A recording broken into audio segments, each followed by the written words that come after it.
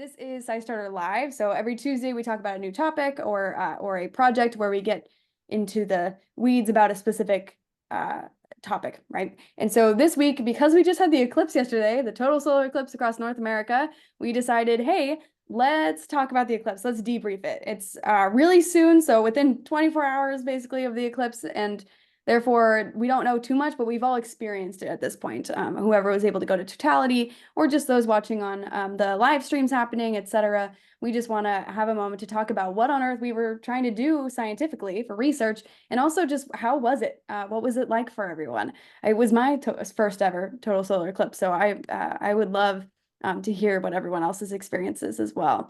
So as I move forward, we are going to use a new system, or not a new system exactly, but we are using Mentimeter for polling. And so if you are to go to menti.com and use this code at the top, or you can just use the QR code, which will set you up automatically, you'll be logged into a polling site. Okay, so we will use the Q&A in our chat still, but just know that that Menti code will show up every once in a while so that you know where to go. And I'll even I'll instruct you on how to use it again when we get to the first question. So should be easy. And again, so we are still using the chat and the Q&A too as well. I see a lot of you using the chat already. And Roland just added that menti.com URL to the chat as well to help you out. Okay, so to the basics. So my name is Emma Giles. I am the SciStarter Live host and also the manager of public outreach and programs at SciStarter. I'm joined by Roland, who is our senior manager of web and program quality assurance, who is in the chat helping us out, dropping links, and is your person to go to if you have technical assistance needs. So go ahead and send him a message if you need to. There we go. And then also you have chat and Q&A, as I mentioned. So if you haven't already, go ahead and say hi in the webinar chat so we can know who we're talking to. I'm Emma. I flew back in from Missouri this morning, so I'm back in Washington, D.C., zooming in from there. Awesome. And I'll go ahead and skip. I see a lot of you using the chat. Thank you for saying hello. Love it. Okay. All right. So here's the first opportunity to use the Menti. So what you're going to do is you're going to, on your device, on your phone or on your computer, whatever you're using, you're going to go to menti.com, and I'm going to repeat the code a couple times for you. And Roland is going to put it in the chat as well. Yes, he just did. So menti.com and then 55724700 is the code. So if you add that into your URL, or add that into the page once menti.com shows up, you'll be able to answer this question like the 4 who have already done so. It might take a moment for y'all to get used to it, so I don't expect there to be everyone answering on all of these, but if you need any assistance, we can possibly help you in the chat. So again, if you want to answer the poll of like, what type of human are you? Are you an umbraphile? Do you follow eclipses? Are you an eclipse chaser? Are you a citizen scientist? Are you an educator? I see a lot of educators already, etc. So we're seeing how things change. Umbraphile file. Sorry, Mark, that was too funny. Does that just mean you're really excited about umbraphiles? Yeah. Yeah. Okay. Awesome. Love it. Are you?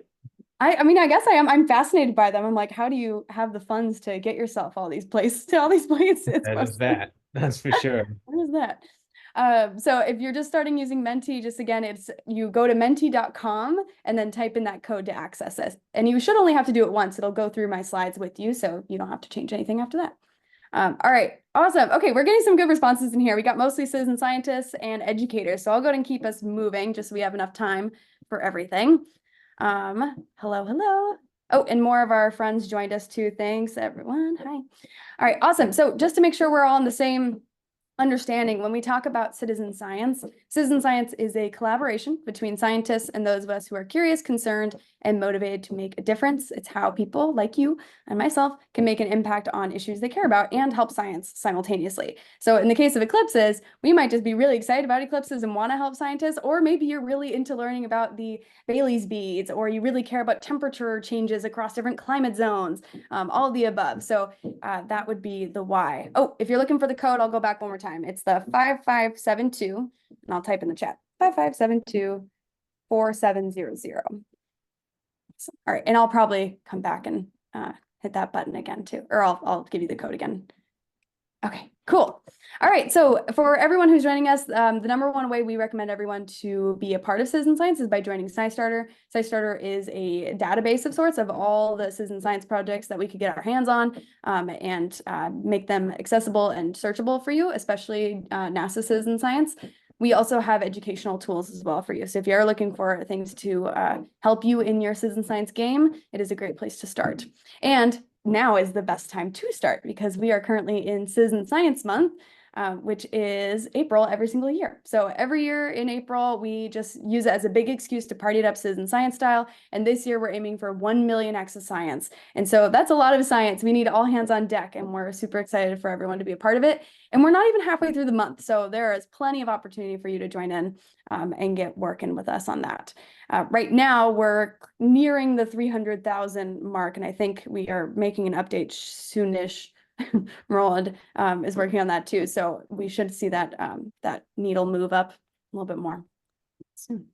All right. In addition to Citizen Science Month just being an awesome thing in general, we have a calendar for you. So if you're ever looking for a way to get started, but you want just something to get you started, we have a project per day. We've got events all the time across the month, and there's events outside of SciStarter that are on SciStarter, but not run by us, that you can participate in your local area or online, just on something that you are curious about.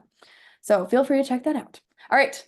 Trial number 2 at using the Menti poll. So this one's a little tougher. I want to see if we can figure out where we were during the eclipse. So in my case, I'm going to use that QR code. So I'm using my phone on my screen, and it will go and log me in directly to the code. So I don't even have to add it. And I see one person figured it out. Nice. This is the toughest one. So if you can figure this out, I'll be impressed. And I was near that person, actually. Okay. So I just put mine in. Ooh, I'm impressed. Good. We're doing okay. Sweet. I see it. Texas. That one's it's harder without state outlines. right? Except when I put the states in there, so this is why it's hard, is because the needle moves on you. And so when I had the states, I would try to put it in Missouri and it would jump to a different state. And I'd be like, no, that's not what I mean. So I figured this might be a little easier. So I'm sorry for any of you who are thinking, where was I? I don't remember where it is in the general blob of the North America area. And I apologize for anyone where you can't. Saudi Arabia, right? What was that, sorry? What do you do if you were in Saudi Arabia? What would you, oh, well, if they're not on in the path of the eclipse, sort of, then I didn't include them. I'm sorry. We still love you. Thank you for being here. We still love you. Yeah. Thank you to my Syrian friend who joined us too. Yes. This is awesome. Look at all those places. Sweet. Oh, I'm glad. Okay, now here's the test of knowing where you were. Do you remember, were you in totality, near totality, or far from totality? I was in totality in Jackson, so I'm submitting mine as totality. Look how fun this is. Oh, I love it. Far from totality. My one friend, 2 friends. I'm sorry. Awesome. I'll give you another 10 seconds, then we'll move on to the next one. 10, 9, 8, 7, 6. Oh, lots of thumbs up too. I didn't know that was possible. Sweet. Okay.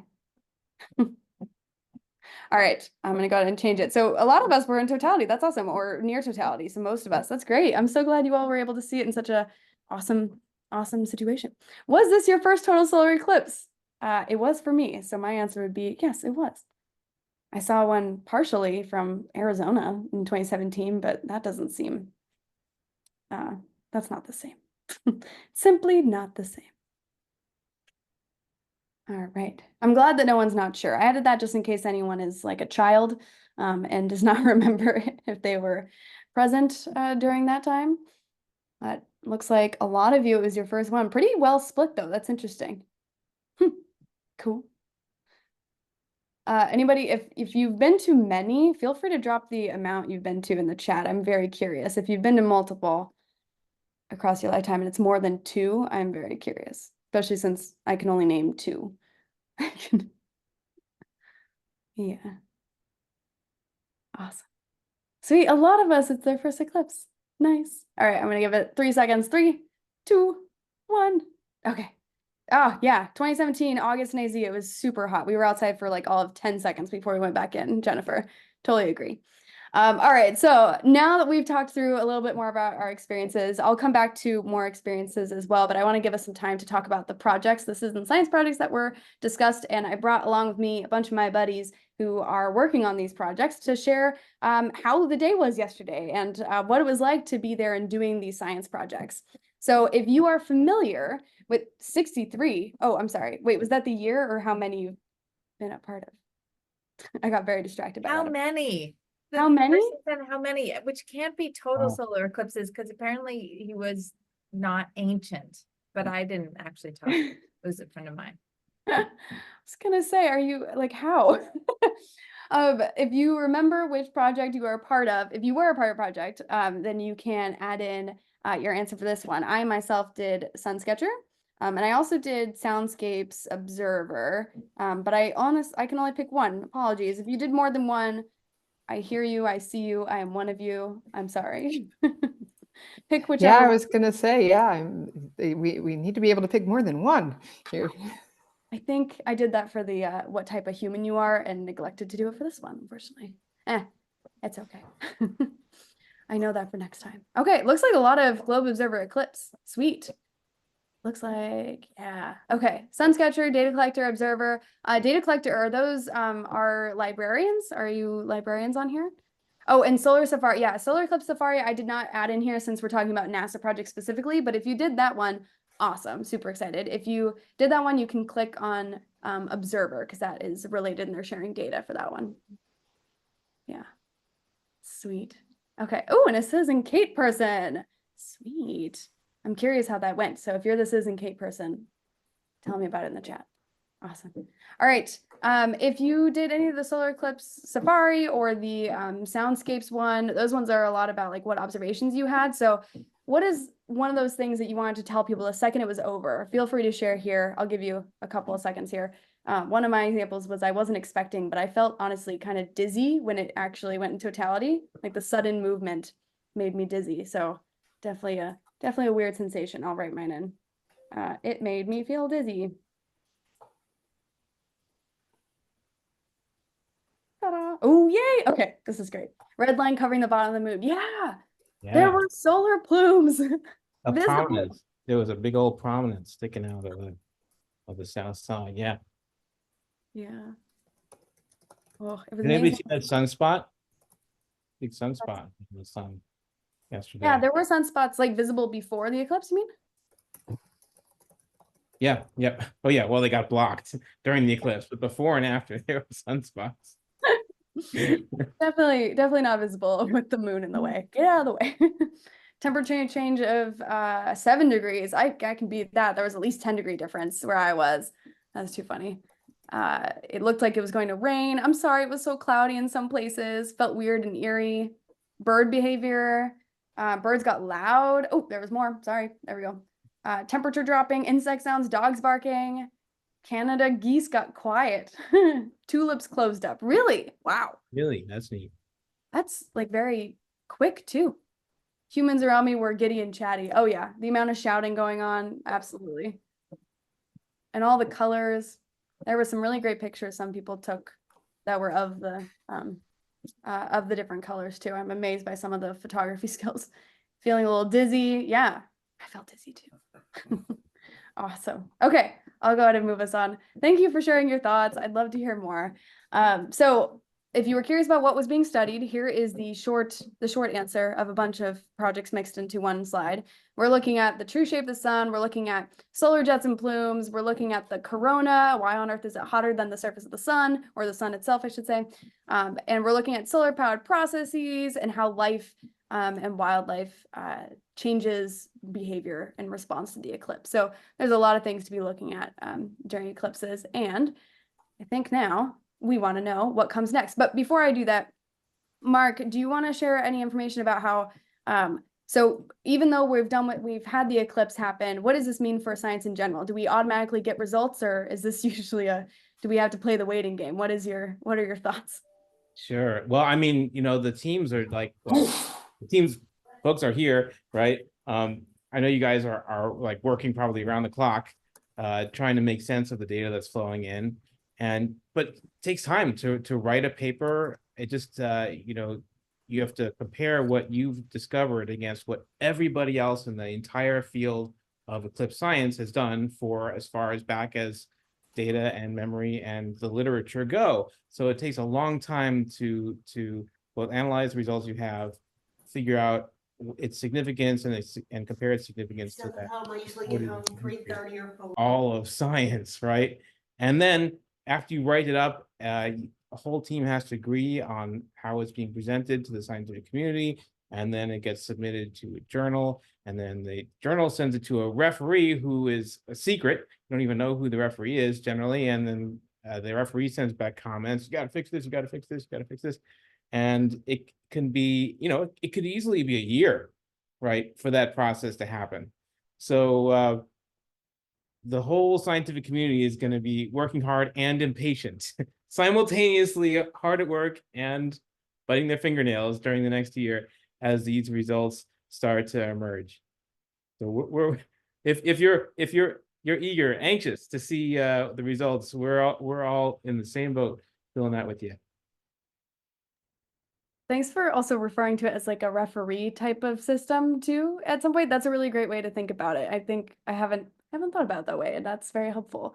Yeah, absolutely. So if you're expecting to know all the results right now, I'm so sorry to disappoint. We're sorry to disappoint because everyone wants to be able to say those things right now too. But instead, we're going to learn what really is next for each of these projects moving forward, even if it isn't. We'll start seeing some pretty pictures though soon. Yeah. And I know we have a few that our next speakers will actually talk about too. So I'm gonna hand it over to Greg, who's here from SunSketcher, to share what's next and what happened yesterday. What was the immediate result and experience? Yeah, so thanks to everybody out there who downloaded SunSketcher and used the app. We've got photos coming in. We're well over 100,000 photos so far have been uploaded to us. They're coming in at about 1,500 photos every 5 minutes.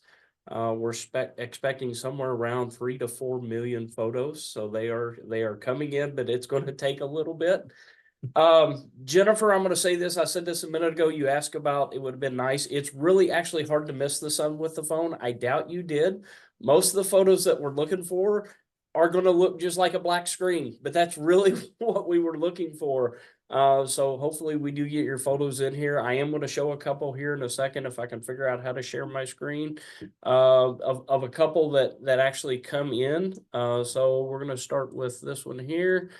And so hopefully you're all seeing this. So this would be that bead that we were looking for, right? So we're going to use basically a what's called a blink camera, where we're taking these photos. If you could imagine, 3 million photos, and we're going to be just going through them as fast as you can, and you're looking for that light to turn on or off, right? So there's nothing there, nothing there, nothing there, and then all of a sudden there's a light, or there's a light, there's a light, there's a light, there's a light, and then it's off. And so that's what we're looking for, right? These aren't high resolution photos that we were looking for. We're looking for that bright spot.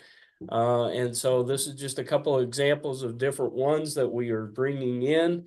It looks to be going good. So as far as what's next for us, so it's the 3 million photos. So now we're going to start writing the algorithms to start looking at all these photos and detecting these bright spots. And then once we do that, we know exactly where that photo was at, or that phone was at. We don't know who took it, but we know where that phone was at when it was taken. So that'll help us determine what the valley was, and that'll help us then determine, okay, this is where the edge of the sun was based off of the location of the phone, the valley that it was at. And then we'll be able to plot that arc, right? As that moves across the United States, we'll be able to plot that arc, and that'll give us the edge in this. From that, we'll be able to determine the size and the shape. So the next things are, getting that next, start of analysis of the data, but then also the 2026 eclipse is coming really quick. And so we haven't changed our countdown clock yet, but it will be changing soon on our webpage, and heading to Europe to do this all over again. I'm super excited that it sounds near or basically official for you to go to Europe for that 2026 one. What did you say about, do you want to go to Greenland? Is that what you said? If I had my chance, I would be in Greenland. There's not really anything there in Greenland. There's a small fishing village that'll be in the path that would be open in August. You can't get to it other than the summer, but it's really difficult to get to. So I think I'm actually going to be in Reykjavik, Iceland, is where I'm going to try to be. Right. Okay. That makes sense. Reykjavik. Anyone else heading to Iceland? I want to go. Luan is going to be there too from the chat. Kristen had a question. Should we got a confirmation from the app? Yes, you will get a confirmation once we get those photos off of your phone. They are coming in, as I said, about 1,500 photos every 5 minutes. So I think we were at just over 1,500 phones completed. We got about 30,000 phones to get information from. So it is going to just take it a couple days. Just let it run. Let that app sit there and run, and you will get that confirmation once it's done. And I just opened up the app again, and it does now say it has been received. It just didn't, the last time I checked it yesterday. There it you hadn't, go. so. Congratulations. Yes. We have yours then. Good. Yeah. I haven't got that confirmation yet. I My was gonna phone say, still is does. You know, that was the fun thing. We did not track any PII on this, so we don't know whose is what. So I couldn't jump the line. So my phone's just sitting there waiting like everybody else's. Mine got accepted immediately. It was very exciting. Lucky I was like, you. oh, I must have good service or something. Yeah, you must have. Yeah. Oh, same with Jennifer. Maybe it's the Arizonans. Maybe that's probably what it is. Makes sense. It's doing Even it in alphabetical order by state where you were born. Yeah, precisely that. Yeah, where you were born. Excellent. All right, we're gonna move on to Eclipse Soundscapes. Thank you so much, Greg, and I hope you can stick around for any questions that might come up later. So if there are more questions about SunSketcher, please feel free to ask them. I'm gonna share my screen briefly, or actually, I'll just let you. Kelsey, can you tell us a little bit about how Soundscapes went yesterday? It's nice to see you. Absolutely. Nice to see everybody. My name's Kelsey Parrott with the Eclipse Soundscapes Project and Arissa Lab. I run communications for the project primarily, but I also got to participate yesterday as both an Eclipse Soundscapes observer and an Eclipse Soundscapes data collector. So it's been a busy week. We had a lot going on. I personally went and set my AudioMoth recorder, which is the device we're using to collect audio data.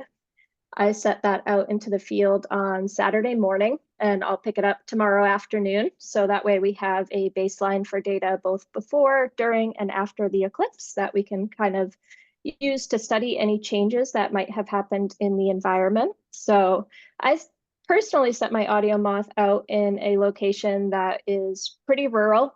Probably not a lot of humans are going to be around there during eclipse time, but hopefully it will have captured some wildlife data. I was in northern Vermont. It was actually very, very snowy and cold the day I set it out.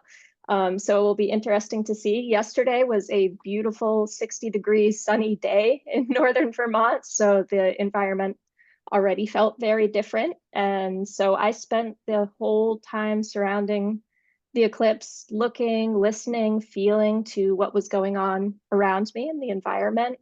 The most notable things for me personally were the birds that we heard chirping ahead of time and after totality completely stopped during totality. It was very, very quiet, except for all the humans in the environment. The response was pretty remarkable. People just psyched.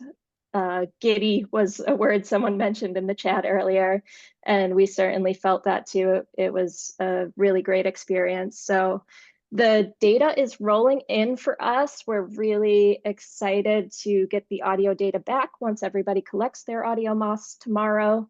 Those should start rolling in, but we're already getting a lot of observations back for the project. It's an online form people have been submitting, but we also are collecting observations over social media. Lots of people have emailed things back to us, and the responses are everything from birds making sounds, insects, bees buzzing kind of differently at different phases of the eclipse, to somebody apparently during totality when it got really dark, their dog stumbled across a skunk, which they weren't expecting to see during the day. And unfortunately, the dog got skunked. So that was one one of the funnier stories that came back to us, but it's been really, really fun to see all that anecdotal narrative evidence come back our way, and we're excited to start analyzing it at this point. That's kind of what's next for us. And we're actually going to be recruiting participants for that phase of our study too. So once all this data comes back, there will be another Eclipse Soundscapes role available, and it will be available on SciStarter as well. And it's called the data analyst role. So what those folks are going to be doing is helping us kind of organize and sort through all this great audio data that's going to come in, helping us tag it, and just get it to a place where it can be useful for scientists, for people in the future to study and determine exactly how eclipses do impact wildlife and life here on Earth. So overall, we had an amazing day yesterday, and we're really excited to kind of move into this next phase of finding the answers that are buried in all this data we get back. Thanks, Kelsey. That's awesome news. I'm excited to hear the fun, unique experiences from some of these people who are sending in data. There was a question about pictures. Do you accept pictures as observations for the Soundscapes project? Sure. What I would recommend is sending them in an email. So we have people who have taken pictures that have collected audio data with recorders other than audio moth devices. And so those don't factor into our audio collection analysis. But what you can do is use those recordings if you have sound recordings, or photos if you have photos, and use that as a way to submit your observation data. So what's going on in those photos? Tell us about it. You know, is there wildlife visible? Are there people doing actions visible? That sort of thing. So you can kind of use that photo as your basis to tell us what was going on in your environment. And if you want to send along the photo too, we'd absolutely love to see it. Awesome. That's good to know. I have a picture of a caterpillar rolled up on itself, and that was very interesting to see. Like, I don't know if it was scared or asleep. I don't recall what that means for a caterpillar. Anyone know about anyone in the chat can tell me what that means? Let me know. This should be interesting. We heard owls start hooting during totality. Awesome. Oh yeah, Greg, awesome. Crickets were the first noticeable. Anyone else have cicadas? We had cicadas where I was, which was interesting. And the crickets also didn't stop after totality ended where I was for quite some time. Any other unique things on that one, feel free to write it in the chat. It's really interesting to see. And I see we had one more join us. Yay! Yes, cicadas. Awesome. If you have any more questions about Soundscapes, Kelsey will stick around. So if you have questions, you can add them in the chat, or we'll come back to Q&A if there's time at the end too. Awesome. No crickets in Maine. Oh, I guess that makes sense. Too cold. Too cold. Awesome. I'm going to turn it over to Kristen, and I'll share my screen again so that you can see this slide for a moment before I drop it again, so we can see you in full picture.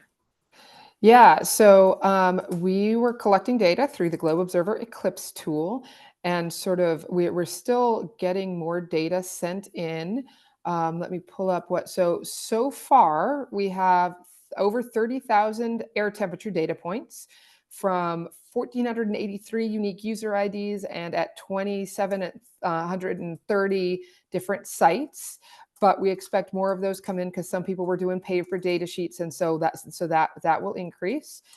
In terms of clouds, we had over 6,000 clouds observations taken, and from 1,363 unique user IDs and from almost 1,940 unique site IDs. So again, and some of those as well as land cover, if you took some of those observations and have not sent them into the database, make sure that you get them sent in, especially the clouds and the land cover ones.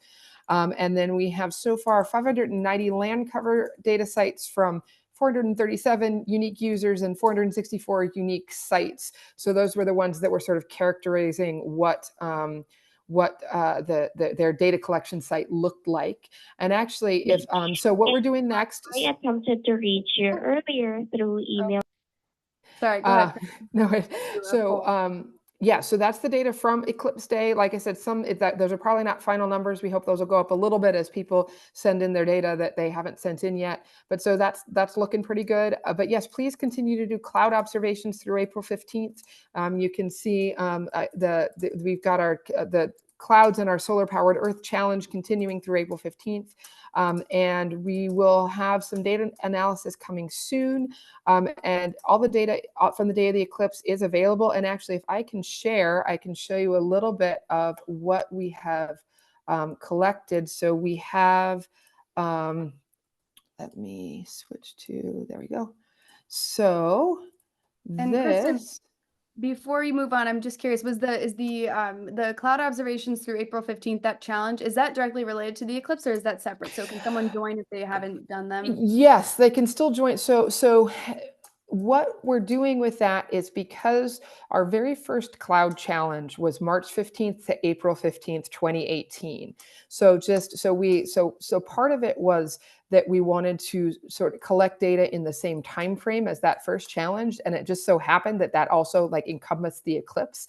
So it was like, you know, it seemed like a perfect joining of things together that will have people collect clouds data for the whole month, and then especially air temperature as well as clouds on the day of the eclipse, but then continue the clouds challenge through April 15th so that we can do some maybe wider analysis of the cloud data over on. So if you didn't take data with Globe Eclipse on the day of the eclipse, please grab clouds. I mean, and take some clouds observations.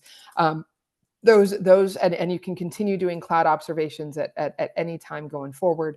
But yes, so they're sort of connected, but not but can be done separately. And also because Globe is in 127 countries around the world, not all of which, you know, most of which did not get an eclipse. So that's a way for people to participate.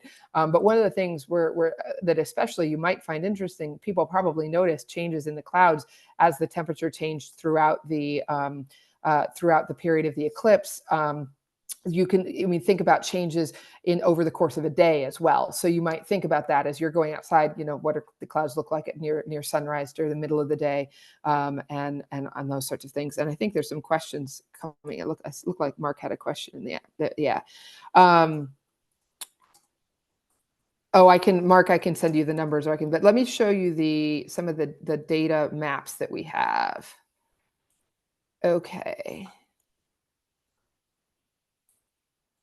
So hopefully you're seeing, so this is the air temperature data as it came in. So you can see it makes a little animation.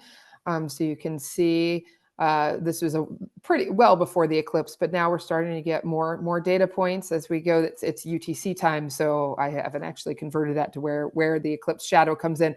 I will make an animation that adds the eclipse shadow to this after the fact, but you can see more and more data points clustered along the path of totality there as we get throughout the day. And this will be more interesting when I add the eclipse shadow in. But you can see, and then after the eclipse is over, the data points start to trail off. So those are our air temperature data points. And then here,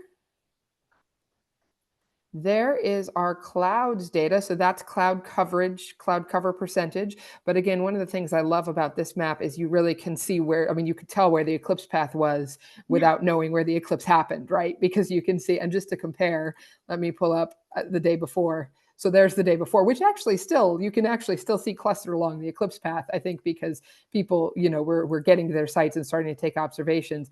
But you can see compared to these, you know, previous days, and then there's so many more cloud observations than on a regular day. And then the last one is the land cover. So these are, now they look like they're sky photos, but that's just because it's defaulting to the photo up, but those are actually land cover photos. So it's cardinal directions up and down. It's just some of these are showing the up photo, but you can see, you know, quite a few observations from around the eclipse path. And yeah, so there is kind of the preliminary information we've got. But the next step then is Ashley Artura from NASA Langley Research Center is going to pull all of that data and start doing the analysis of the temperature changes, but especially changes in clouds from before the eclipse up until after eclipse, and how those clouds were changing throughout the course of, you know, from first contact to fourth contact. So yeah. Awesome. I'm excited for us to see more then. And that you said that was open and available for people. So if you want to do your own research or look through what the data is, that's already some Yeah. of it's available. Yeah, and the only reason we have, actually all of it is, the only reason we have a separate one for air temperature is because the globe data system, generally people take air temperature and it's single, like it averages to one that temperature per the day, like the data in the database has all the data points, but the globe visualization system just puts like a single average for the day on the graph. And of course, that's not what we want during the eclipse. So that's why our tech team created that special animation for us so that we can see but all of the data is there, and it's viz.globe.gov. And then you can just add data layers. You can download spreadsheets of the data. You can draw a polygon and grab the data from there. We also have an API if you want to do more, grab the data in a JSON format or some other formats. So all of the data is there. Yeah, and then again, it's just as people send in a few more data points, as people catch up with their paper data sheets or have their observations stored on their phone and get them sent in, we'll get a few more data points. So we won't finalize the data set for a little while yet. But you can start looking at it now and see what photos people sent in, and all that is all there now.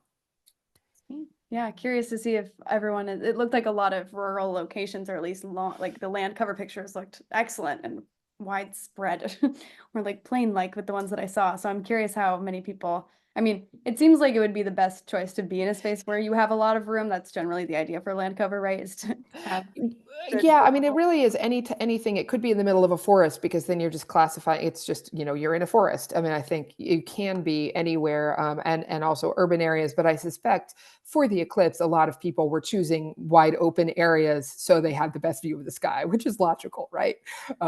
So we do get. I think there is a little bit of a bias in terms of where people choose to take their land cover photos, like in the database more broadly, just because we probably have a higher number of urban or suburban areas than the country as a whole, just because that's where people are a lot of the time. So, yeah.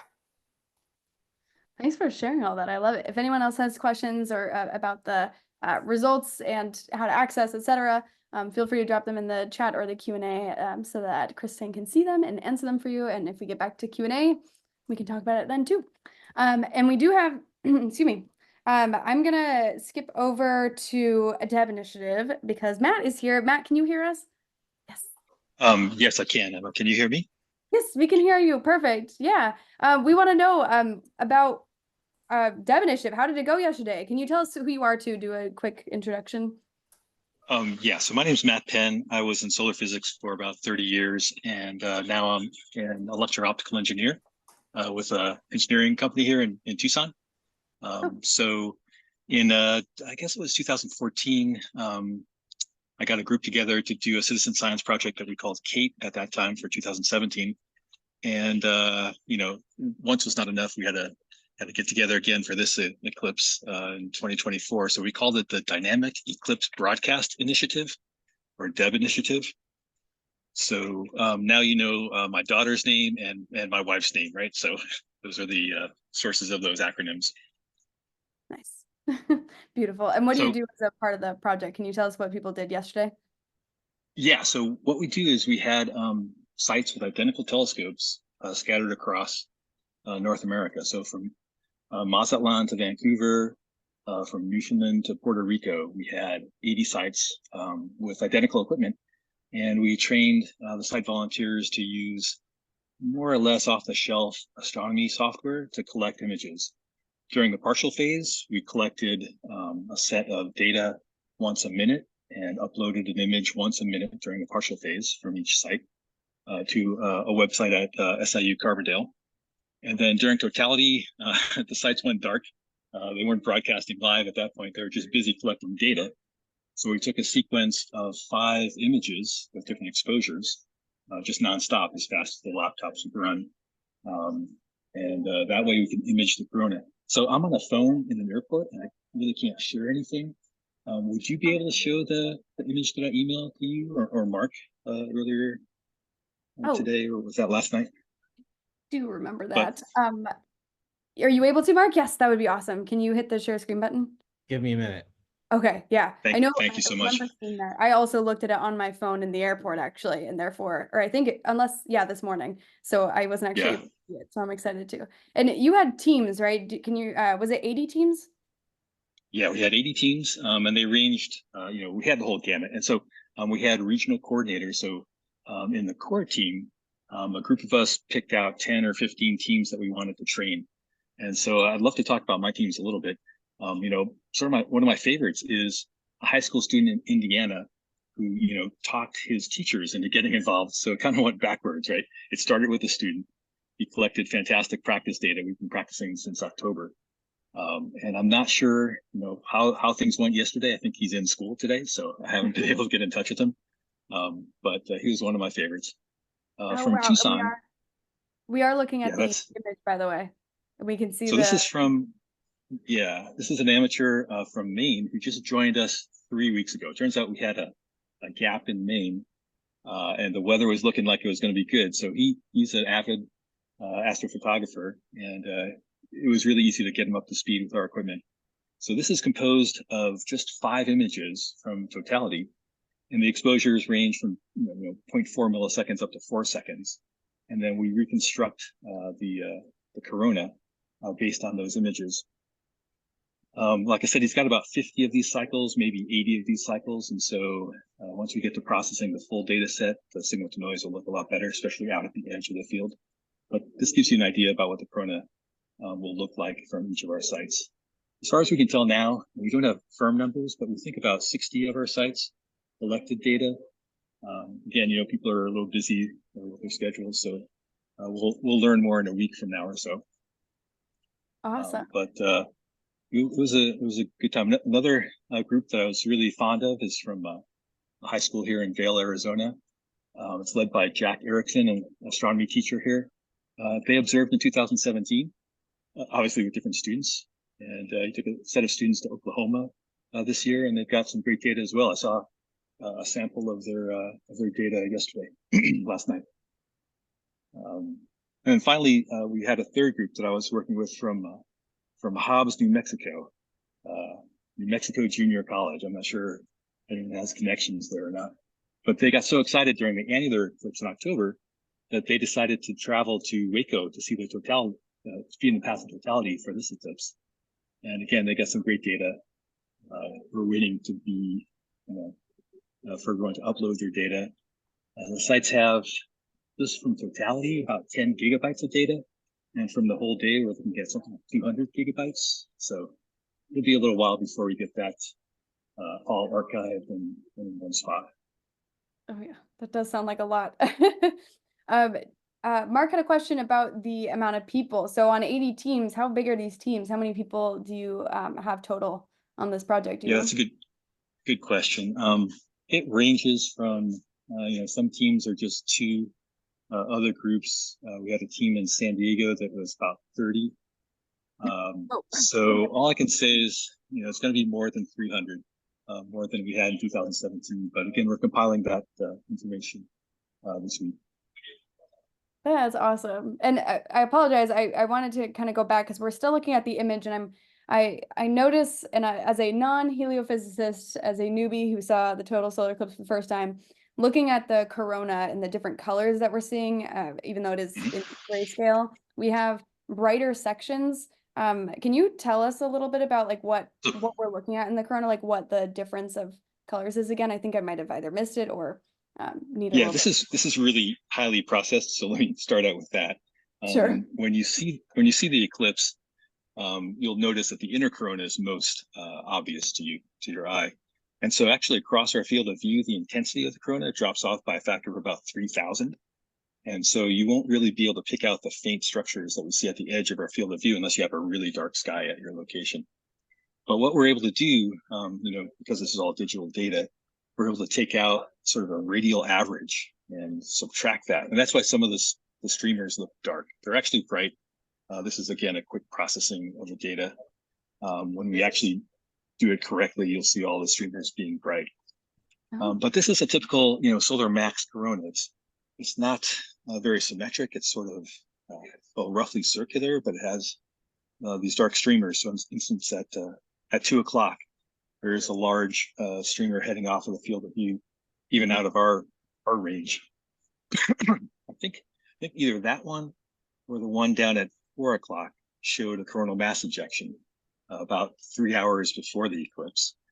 And so the idea is, just like in our 2020 paper, we're going to measure the acceleration of plasma trailing that coronal mass ejection through our field of view here and try to understand the physics of what's going on there.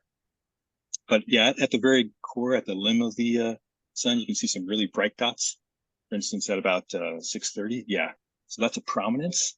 And the darkness in the corona surrounding that prominence is actually real. That's a density gap in the corona surrounding the cooler plasma in the prominence. So, just barely starting to look at these images in between flights, but that's an overview at least. Yeah, So- is this, or I know we're about to be into, oh gosh, maximum, what's it called? Yeah, sunspot maximum. Solar maximum, Yes. like the activity. So is this different from what we saw back in 2017? Yes, exactly. And so one of our publications from 2017 measured the shape of the corona. During solar minimum, the corona is dominated with just 2 streamer belts, roughly at the equator of the sun on east and west limb. So the corona is really elliptical. So this team from Kentucky had their undergraduate students. They weren't part of the project this year, but they had their students monitoring our webpage, and they're going to measure the ellipticity of the solar corona now during the active phase in the solar maximum. And as you can see, it's much more circular. So there's a big historical archive of these types of measurements, and we'll see if we're on the same track as previous solar max. There was a couple words you said that I want to go back to. You said polar brushes? No, solar brushes? Did you say polar brushes? Oh, I might be reading that. Maybe Or I said like the word streamers. streamers, Yes, are those like the lines coming out from the sun? Yes, coronal streamers are the they look like little golf tees, upside down golf tees. So you can see that they're a little more extended on the surface of the moon there. Then they narrow down a bit, and then they extend out through the whole heliosphere. They go through the entire solar system. So those streamers have very different sort of structures or patterns. There's very different patterns between solar minimum and solar maximum. Awesome. Very interesting. I feel like this is like a look into how intense solar heliophysics can get, and how interesting it is that we could bring people in and train them either super quickly within 3 weeks in Maine, or just bring people in to do this. It's incredible that we're able to take part in something so technical too. Do you have plans for these teams moving forward? Are they going to be able to keep the equipment or do more projects for you? Yes. Yeah, so thanks to NASA and NSF and some private donations, these teams all keep their equipment. What we've got planned are a couple of different follow-on projects. One is to look at the sun and try to measure white light solar flares. Now, the telescopes are small, but the cameras are really high signal to noise, and they're fast. So in theory, we can get some new science looking at rapid fluctuations in white light solar flares, assuming we have a strong enough solar flare. We've had a couple while we've been practicing for the past 6 months, but unfortunately no one was observing. So the idea is, though, with 80 teams across the country, it's not going to be cloudy everywhere, and we'll be able to get some good statistics on flares.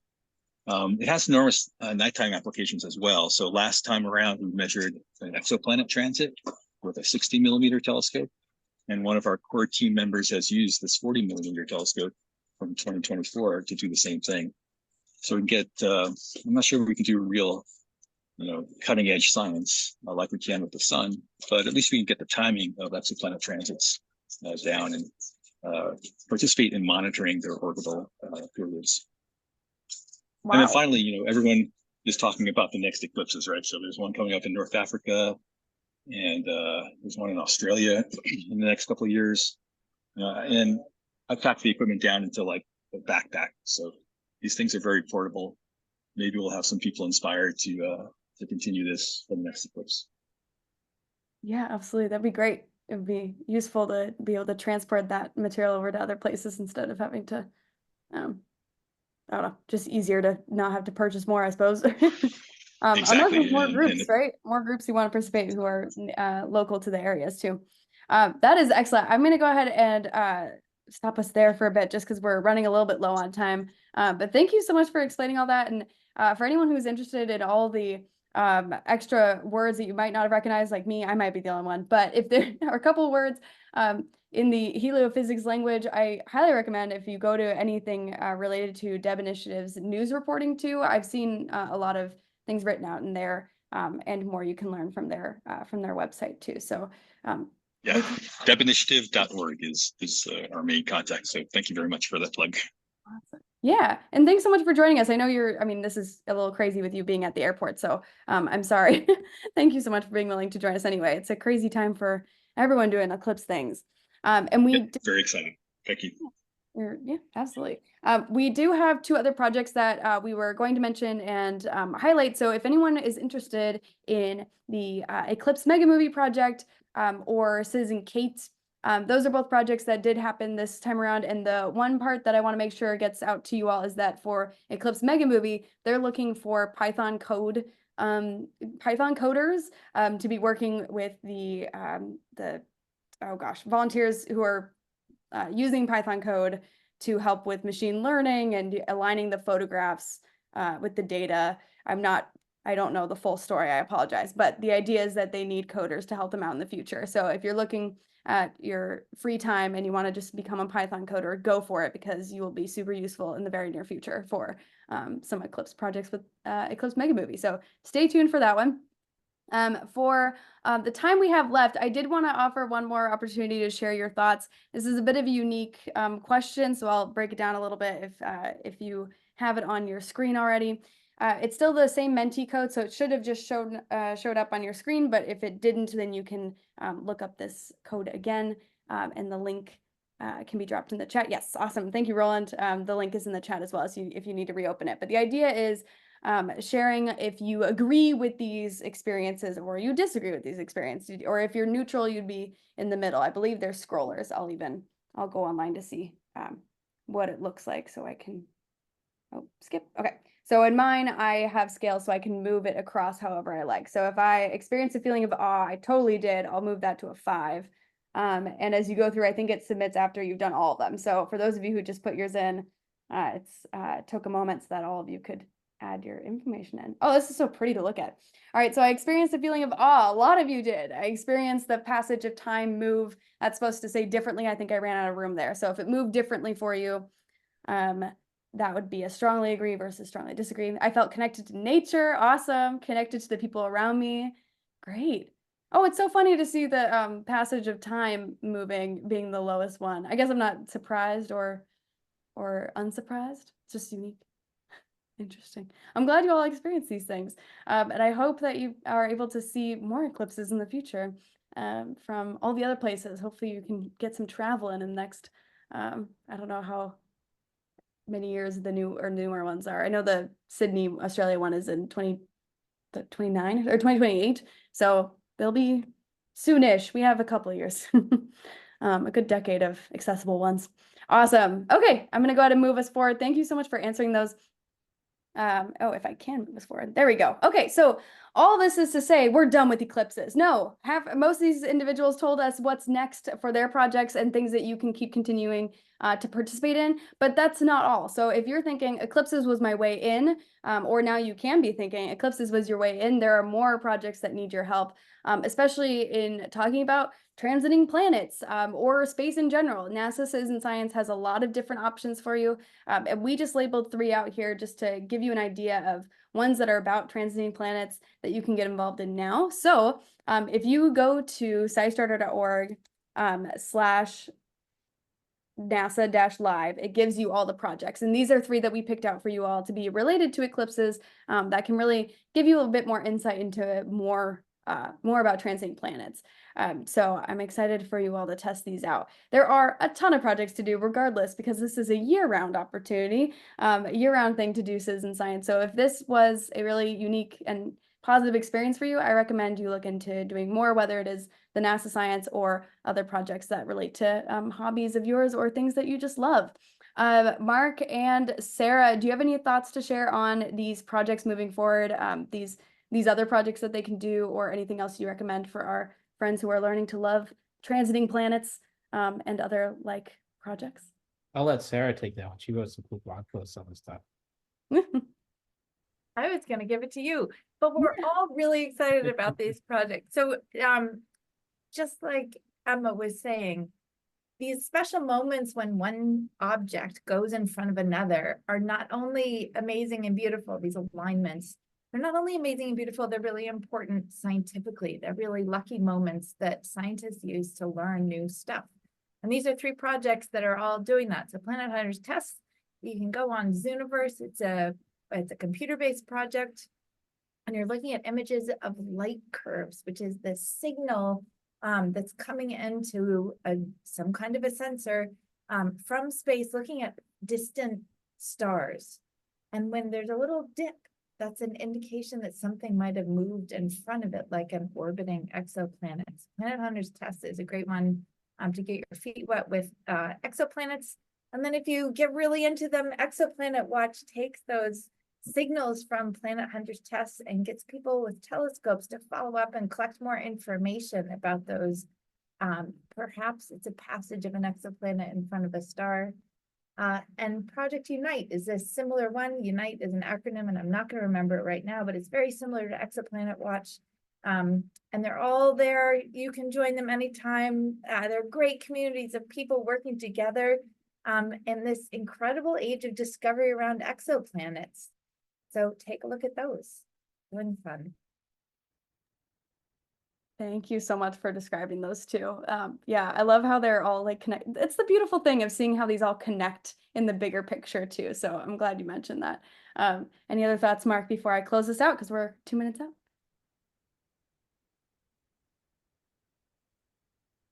Thoughts? No thoughts. Thank you, everybody. Thank you to my scientific colleagues. Thank you to our volunteer colleagues. It's really cool being able to do science with you from around the country and around the world. Oh, ditto on all of that. Yeah, thank you. Thank you so much also, project leaders, for joining us on this unique one day after the eclipse. We appreciate your time. We know it's busy. Go take a nap later, I hope. I'll be doing that. So all of you who did eclipse projects, go take a nap. It's exhausting. And you all did Emma, wonderful. Thank you for creating this space. I saw my first total eclipse yesterday, and totality blew my mind. And it's wonderful to have a chance to kind of talk it over with people who were there too in their own places and having that same experience. So thanks to SciStarter and you for making this space. Anytime. We live to do that. And I will say, for anybody who did Globe Observer and is interested in some more about the Globe Observer specifically, or wants to share their experiences, we have a Globe Observer Connect that we'll be doing on April 25th at about noon. I'll put the link in the chat, but observer.globe.gov/go-connect for specifically for Globe Observer and Globe Eclipse. Yes. Oh, and also thank you. Was that, I'm not sure who wrote that. But the Sarah, it's your "Don't Make Me Wait" for April 8th, which also applies for "Don't Make Me Only Do This on April 8th and Never Do It Again." It's a blog post with more of these, or with these 3 projects, to learn more about them too, in reference to the eclipse. So there's tons of things to keep doing. Go to events, read a blog, keep doing more. Thanks for sharing that.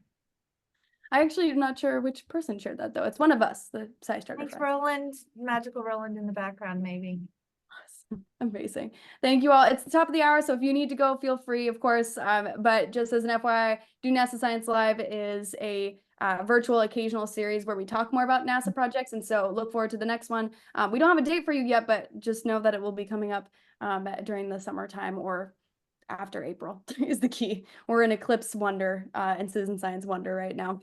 So if you had more questions, I apologize that we're out of time, but feel free to reach us at info@scistarter.org and we'll send the question on to the project leader if you can't get in touch with them that way. So hopefully we can get all your questions answered. There are more events for SciStarter Live, which is what this event was. So if you join us next week, if you want to learn about biodiversity and doing a bio blitz for a city nature challenge, you can join us then. And then there's 2 more events before the end of the month, including our grand finale, where we'll talk about how many acts of science we did throughout the month. So stay tuned for those. And a reminder, 1 million acts of science is what April is. We're excited about it. Help us out and get to that 1 million. And we have a ton of resources. So I'll close it out there because we're out of time. And thank you all for joining us. We'll go ahead and close our recording. If you had questions, again, email us. We're happy to answer them for you. But thank you so much for all the project leaders for joining us. I really do mean it about the nap. All right, I'll go ahead and stop our recording.